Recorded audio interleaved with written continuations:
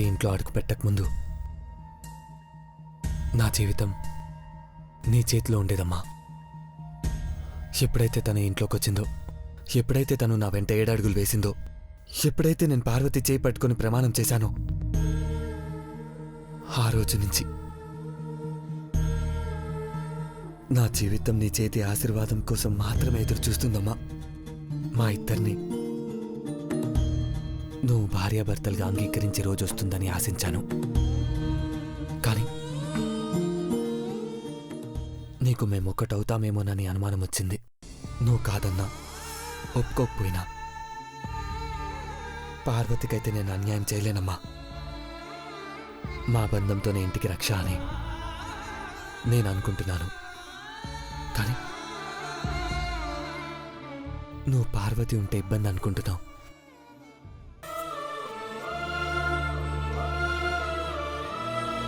పెద్దబాబు గారు, రా పార్వతి. కాఫీ అక్కడ పెట్టు పార్వతి. ఏం ఆలోచిస్తున్నారు పెద్దబాబు గారు? అమ్మకి ఏ ఆలోచన వచ్చిందా అని ఆలోచిస్తున్నాను పార్వతి. మన మధ్య ఉండే బంధాన్ని అమ్మ అపార్థం చేసుకునేలేపు నా మనసులో ఉన్నది నీలాంబరి కాదు నువ్వని, నేను ప్రేమించింది నిన్నే అని తెలియాలి. అలాగే ఆ చంద్రముఖి చావలేదని, నీలాంబరి రూపంలో వచ్చిందని నిరూపించాలి. లేదంటే నిస్సహాయాలుగా ఉండిపోవాల్సి వస్తుంది పార్వతి. ఆ రాక్షసి రెచ్చిపోతుంది, అనర్థాలు సృష్టిస్తుంది. నేను మిమ్మల్ని ఇష్టపడ్డానని తెలిస్తే అమ్మగారు తట్టుకోలేరు పెద్దబాబు గారు. అమ్మకు నచ్చ చెప్పాలి. నిన్ను మెచ్చి అమ్మ నిన్ను ఇష్టపడాలి.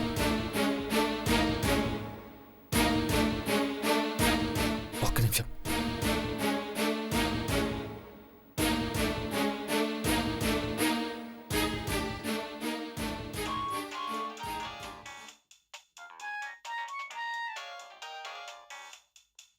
దేవా. Hello Johnny. చెప్పు దేవా. నేను పంపించిన నంబర్ డీటెయిల్స్ కనుక్కున్నావా? ఆ నెంబర్ పనిచేయట్లేదు దేవా. అవుట్ ఆఫ్ కవరేజ్ ఏరియానే వస్తుంది. స్విచ్ ఆఫ్ చేశారనుకుంటా. ముందు జాగ్రత్తగా వివరాలన్నీ బ్లాక్ చేశారనుకుంటా. అమ్మకు మెసేజ్ చేసిన నంబర్ ఎవరితో, పార్వతి కళ్ళ ఫోటో పెట్టిన వాళ్ళు ఎవరో తెలియాలి జానీ. నీలాంబరి గురించి ఖచ్చితంగా వాళ్ళకి తెలిసే ఉంటుంది. అలాగే దేవా, మేము అదే పనిలో ఉంటాము. ఓకే బాయ్ దేవా. శివ, పద వెళ్దాం. నీలాంబరికి శత్రువులు ఎవరున్నారు పెద్దబాబు గారు? ఈ నీలాంబరి కాదు పార్వతి, చంద్రముఖి శత్రువులు. వాళ్ళెవరో తెలుసుకుంటే మన పని ఈజీ అవుతుంది. కాఫీ తాగండి పెద్దబాబు గారు, సల్లారిపోతుంది. నేను తాగుతానులే, నువ్వు వెళ్ళి పార్వతి. ఇది వరకలవాటు లేనిది, మనసుకి ఈ మమత కొత్తది.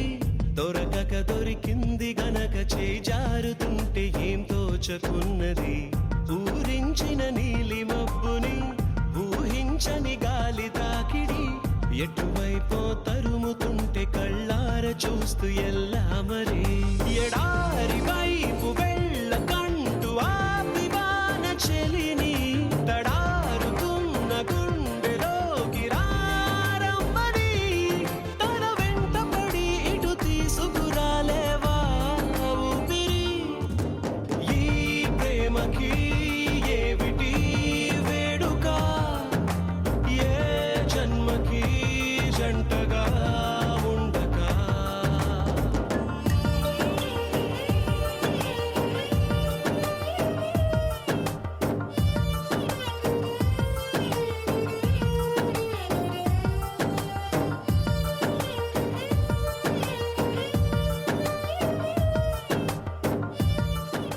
పార్వతి, చెప్పండి చిన్నమ్మాయి గారు, ఏమైనా కావాలా? నాకేం వద్దు గాని ఆంటీ పిలుస్తున్నారు. కేక్ వేసినా నీకు వినపడలేదనుకుంటా. కేక్ ఇస్తున్నారా? నువ్వేదో పరధ్యానంలో ఉన్నట్టున్నావు. కట్టుకోబోయేవాడు ఎలా ఉంటాడా అని ఆలోచిస్తున్నావా? కట్టుకున్నవాడు అన్నట్టు లేడు చిన్నమ్మాయి గారు. పెద్దబాబు గారికి నన్ను కానుస్తే ముద్దు మురుపం చేసేటోళ్ళు అలా ఆలోచనలో పడ్డారు. మా బంధం ఏమవుతాదో అని పెంగెట్టుకున్నారు. నేనొక మాట అన్నానంతే, అప్పుడే ఊహల్లోకి వెళ్ళిపోయావా? వెళ్ళు, ఆంటీ ఇంకోసారి పిలిచేదాకా ఆగొద్దు. అమ్మగారు ఆ, ఆ, అమ్మగారు ఏమన్నా అన్నారా? నిన్నేమంటారు? ఏదో పని పడిందనుకుంటా. నువ్వేం చేయకుండానే ఎందుకలా కంగారు పడతావు? వెళ్ళు త్వరగా. ఉమ్.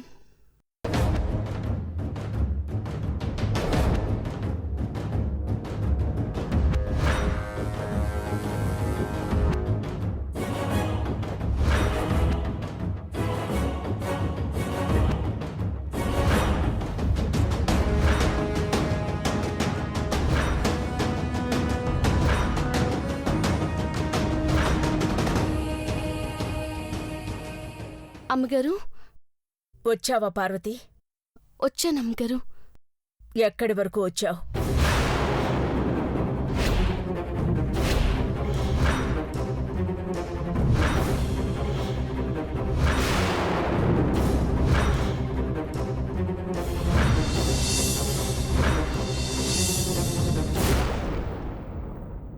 అర్థం కాలేదా? నువ్వు అడుగులేసుకుంటూ ఎక్కడి వరకు వచ్చావు అని అడుగుతున్నాను. మా కళ్ళ ముందుకా? మాకు దగ్గరగానా? లేకపోతే మాలోకా?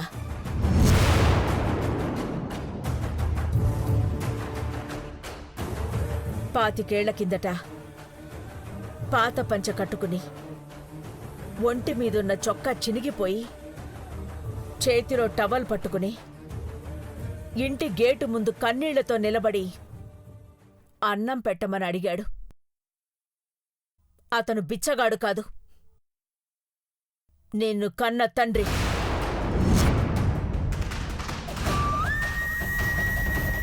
ఆకలి తీర్చాం, పొమ్మంటే ఇంకో పూటకి ఇంకో ఇంటికి వెళ్లేవాడు యాచకుడు. పొట్టకూటి కోసం, ఊళ్ళో ఉన్న భార్యాబిడ్డల్ని బతికించుకోవడం కోసం, అంటే మీ అమ్మ సావిత్రి కోసం, నీ కోసం, నీ తమ్ముడి కోసం పనేదైనా ఇప్పిస్తే పోషించుకుంటాను అన్నాడు. చెట్లకి నీళ్లు పోయడం నుంచి మాకు తాగడానికి నీళ్ళిచ్చే వరకు వచ్చాడు. బతుకుబండిని లాగేవాణ్ణి కారు నడుపుకోమని పర్మనెంట్ ఉద్యోగం ఇచ్చాం. ఆ తర్వాత సంవత్సరాలు గడిచాయి.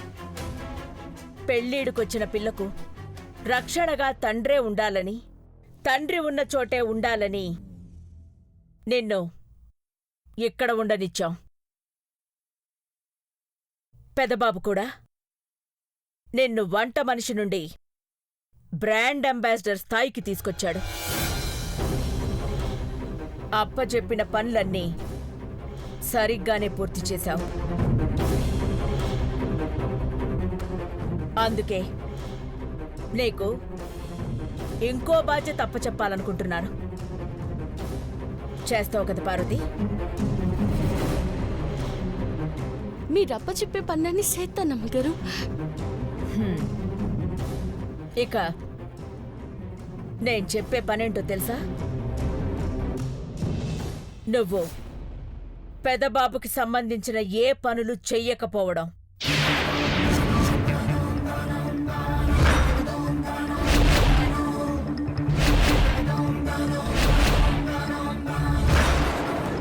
అఫ్కోర్స్ పెదబాబుకి ఎప్పుడు ఏం కావాలో, ఏ రోజు ఏం తింటాడో, తన మూడు ఎలా ఉంటుందో బాగా తెలిసిందానివి నువ్వే. కానీ అలా అన్నీ తెలిసిన వాళ్ళు పెదబాబు జీవితాన్ని పంచుకునే భాగస్వామి అయ్యుండాలి. Am I right?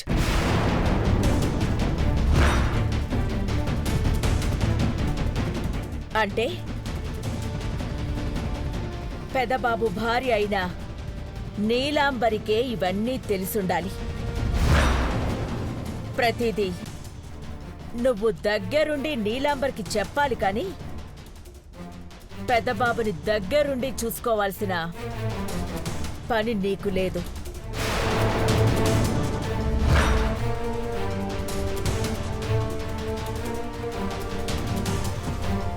నీకు పెళ్లి కాకపోయినా భార్యాభర్తలు ఎలా కలిసిమెలిసి మెలగాలో నీకు బాగా తెలుసు. పల్లెటూరు నుంచి వచ్చిన అమ్మాయివి కాబట్టి అవగాహనుంటుందని నా అభిప్రాయం. నీలాంబర్కి హెల్ప్ చేయి పార్వతి. ఏమంటావ్? అట్టగే అమ్మగారు. ఇంకో ముఖ్యమైన విషయం, నువ్వు తీసుకున్న ఈ బాధ్యత తూచా తప్పకుండా పాటించాలి. ఏమాత్రం పొరపాటు జరిగినా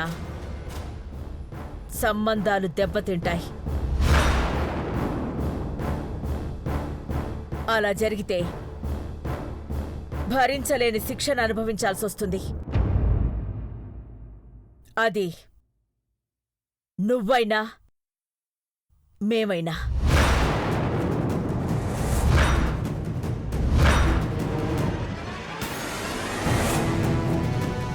ఇక వెళ్ళొచ్చు.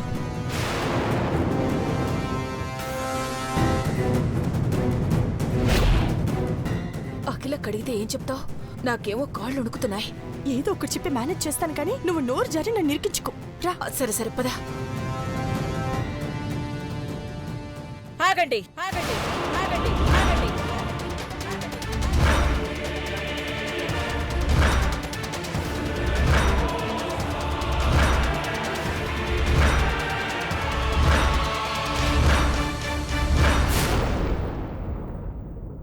పర్మిషన్ లేకుండా బయటి వాళ్ళు ఇంట్లోకి రాకూడదని తెలీదా?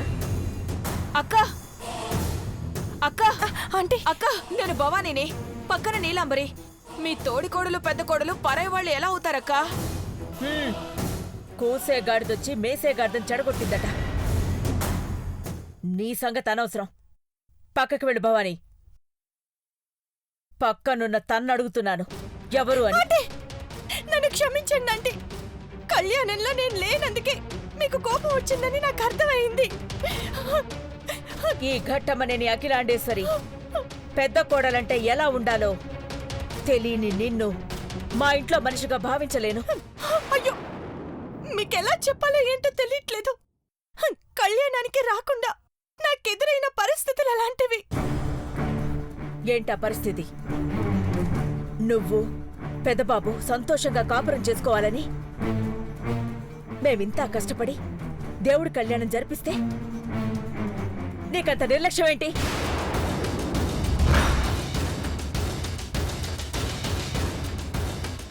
నేను కావాలని తప్పించుకోలేదు ఆంటీ. దేవాతో నా జీవితం బాగుండాలని నేను కూడా కోరుకున్నాను. కానీ కానీ చూడండి ఆంటీ, నా కాళ్ళని చూడండి, బొబ్బలెక్కిపోయాయి. స్పృహ లేకుండా నిప్పుల దగ్గర పడిపోయాను. స్పృహ లేకపోవడం ఏంటి బాబీ? నీకప్పుడు ఫోన్ చేస్తే కంటిన్యూస్గా ఎంగేజ్ వచ్చింది. ఎవరితో మాట్లాడుతావు?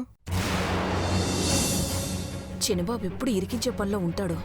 కాసేపు ఊరుకోవయ్యా బాబు. ఎవరితో మాట్లాడకపోతే కాల్ వెయిటింగ్ ఎలా వస్తుంది? నేనెవరికి ఫోన్ చేస్తాను? అందరూ గుళ్ళనే ఉన్నారు కదా. అదే మా అనుమానం.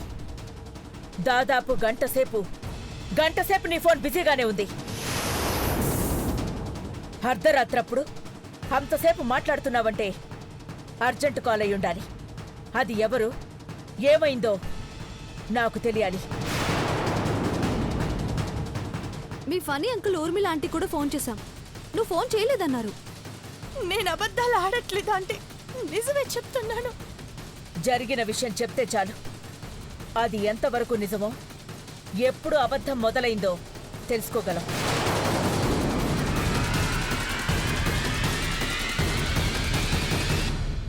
నీలాంబరి చెప్పేది నిజమక్కా. నేను వెళ్ళి చూసేసరికి మూర్చిపోయి పడుంది. పాపం కాళ్ళు చూడు ఎలా కాలిపోయాయో. సమయానికి నేను వెళ్ళకపోతే ఇంకా ఏం జరిగేదో. మాకు విషయం చెప్పకుండా నువ్వెందుకు దాచిపెట్టావు భవానీ? అక్క అది ఆంటీ, మీకొచ్చిన రాంగ్ కాల్ నాకు కూడా వచ్చింది. దేవా పార్వతి ఇద్దరు కంపెనీ పని మీద డెమో షూట్ కోసం పార్క్కి వెళ్ళారు కదా. అప్పుడు ఫోటోలు కూడా ఎవరో తీశారంట. వాడు ఫోన్ చేసి బ్లాక్మెయిల్ చేస్తుంటే నేను చెడమడ తిట్టి వార్నింగ్ ఇచ్చాను. ఈ కుటుంబానికున్న పేరు ప్రతిష్టలు దెబ్బతినకూడదని ఆ రాంగ్ కాల్ చేసిన వాడిని తిట్టాను. ఆ విషయం మీకు చెప్తే డిస్టర్బ్ అవుతారని సైలెంట్ అయిపోయాను. అలా మాట్లాడుతూ వెళ్ళి నిప్పుల్లో పడిపోయాను. స్పృహ కోల్పోయినప్పుడు నా ఫోన్ కాల్ కట్ చేయలేకపోయాను. అందుకే అది గంట వరకు బిజీ అని వచ్చుంటుంది. అలాంటిది ఏదైనా ఉంటే మాతో చెప్పాలి కదా బాబీ. ఆ టైంలో ఏం చేయాలో నాకు అర్థం కాలేదు. ఆంటీ, మనందరం కంగారు పడి కళ్యాణాన్ని పట్టించుకోరాదని ఎవడో రాస్కెల్ ప్లాన్ చేసుంటాడు. నీలంబరి మనం డిస్టర్బ్ కారాదని తను ఫేస్ చేసింది. కానీ కళ్యాణంలో నీలాంబరి ఉంటేనే మంచిది అని చెప్పాను కదా. మామ్, బాబీ కావాలని చేయలేదు కదా, ఈసారికి క్షమించేసేయ్.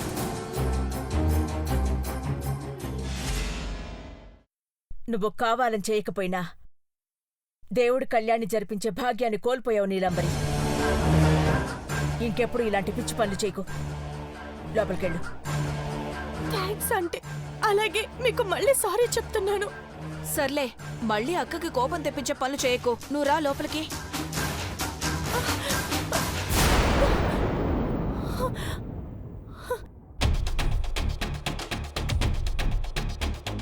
వాడెవడో ఫైండ్ అవుట్ చేయండి. ఓకే మామ్, పద.